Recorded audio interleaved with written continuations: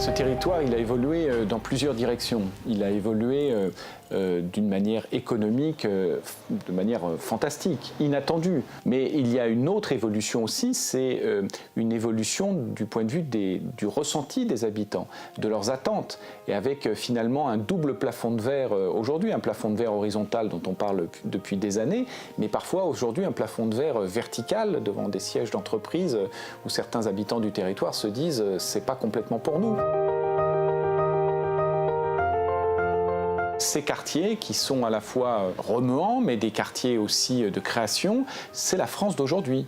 Les potentialités de développement de la France en 2016 et en 2017, ils sont sans doute plus sur le territoire de la Plaine de France que dans d'autres parties du territoire national plus endormies. Le Grand Paris Express, on le voit bien, c'est pas seulement un objet de transport. Bien sûr, ça va faciliter la vie quotidienne des Franciliens en leur évitant de passer systématiquement par Paris. Mais bien au-delà de sa fonction transport, le Grand Paris Express, c'est un outil d'aménagement du territoire qui va supporter la création de nouveaux quartiers, des quartiers que l'on souhaite, des quartiers de la ville du XXIe siècle, c'est-à-dire des quartiers mixtes dans leurs fonctions, avec du logement, du commerce, des services, mais aussi des activités économiques. Je pense que le défi de ce territoire, c'est la ville active. C'est quoi la ville dans la zone d'activité? Est-ce que 2000 logements dans une zone d'activité, ça fait une centralité? Ça fait un morceau de ville ou ça fait ce qu'on appelle encore un quartier? Qu'est-ce que ça peut être une ville dans une zone d'activité au bord d'une gare? Je crois que ce territoire est assez puissant et doit avoir suffisamment confiance en lui, dans sa diversité, pour aussi renouveler les archétypes.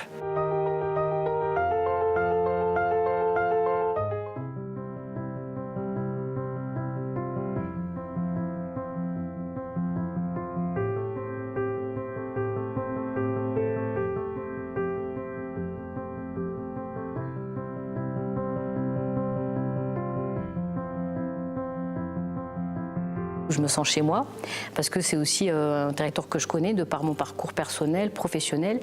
Et c'est pour ça aussi que j'ai voulu m'y investir. Pour moi, c'est important de faire découvrir la musique classique, de la faire partager avec les jeunes de ce territoire-là, parce que justement, la musique, ça procure déjà de belles émotions. C'est aussi un art qui est très exigeant et qui permet aussi de développer plein d'apprentissages et de compétences comme les savoir-être, le vivre ensemble, la concentration. Ce sont plein de belles valeurs et de belles compétences qui sont nécessaires à un enfant pour se construire. Sur ce territoire qui est un peu mixé entre des jeunes qui se retrouvent dans une cité avec des jeunes qui se retrouvent dans un milieu rural. Et c'est notre challenge de faire de cette jeunesse quelque chose de formidable. On doit répondre aux attentes de notre jeunesse, les aider à créer leur projet de vie. Nous devons trouver des formations qualifiantes et diplômantes à notre jeunesse pour qu'ils profitent de ces emplois qui vont être créés par ces projets structurants qui vont arriver, comme le Triangle de Gonesse ou comme International Trade Center sur Roissy en France.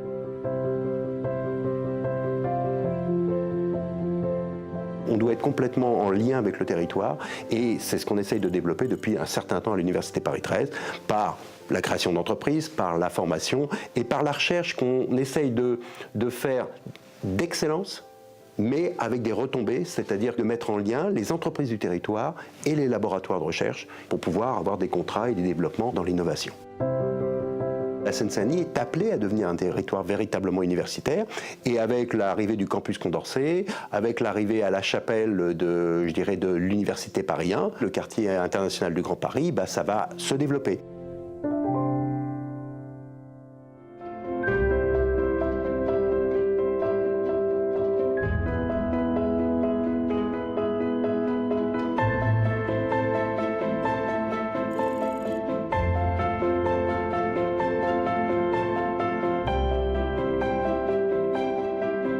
C'est un territoire qui se positionne dans une des régions les plus attractives du monde.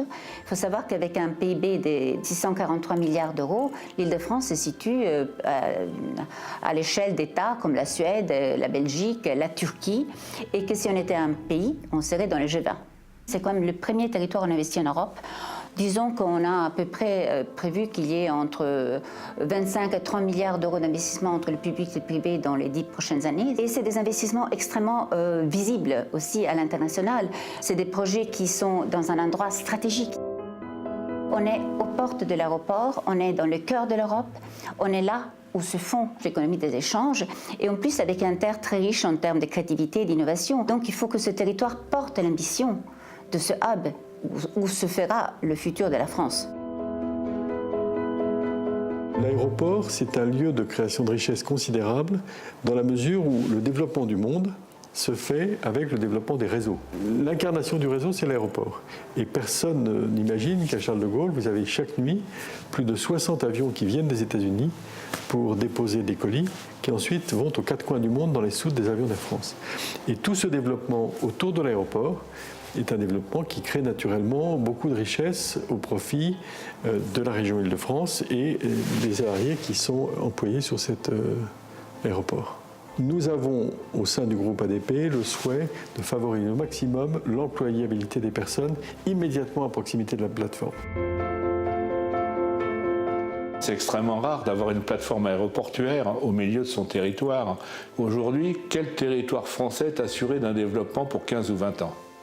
On ne connaît pas beaucoup. On est sûr qu'il se développera parce qu'il y aura de plus en plus de gens qui voyageront, mais également par cette économie particulière qui aura intérêt à se rapprocher d'un aéroport pour bénéficier de cet aéroport, non pas en tant que voyageurs, mais en tant que transporteurs de leurs produits ou transporteurs de leurs clients ou de leurs fournisseurs. Je crois que véritablement, si nous n'arrivons pas à trouver la solution qui permette à nos habitants de profiter des emplois qu'on va créer, on aura perdu.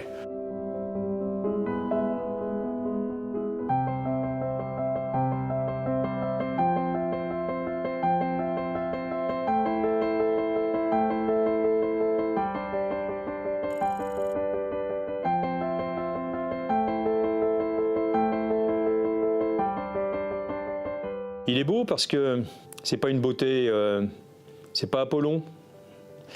Il y a aussi une beauté intérieure dans ce territoire. Il ne faut pas s'arrêter à la façade, il ne faut pas s'arrêter à ce qui nous apparaît comme ça, qui nous éclate à la figure, y compris des fois d'une manière violente.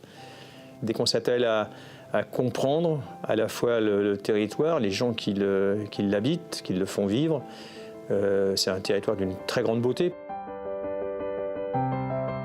Donc la question de la considération, de la dignité, du respect, reste pour moi des valeurs importantes qu'on doit défendre sur ce territoire. On l'a vu avec l'histoire du Stade de France.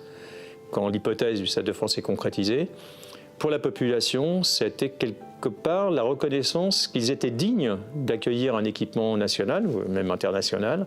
Et c'est vrai que la culture, et dans la culture je mets le sport, parce que pour moi se cultiver c'est aussi cultiver son corps, c'est le tourisme, ce sont des leviers importants pour le développement local.